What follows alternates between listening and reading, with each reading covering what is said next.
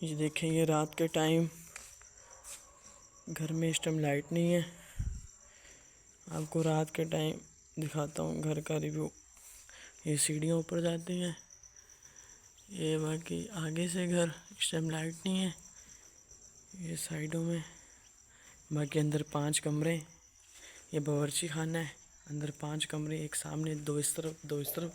कोने वाली बैठक है, बीच में यहाँ पर सहन है। ये सारा ऐसा सहन में ये एक वाशरूम ऊपर और 3 वाशरूम टच। ये बड़ा गेट, ये छोटा गेट।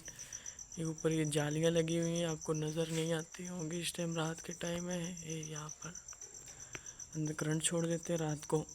ये भी साथ में जाली करंट के अंदर चली जाती है, साथ में मस्जिद है।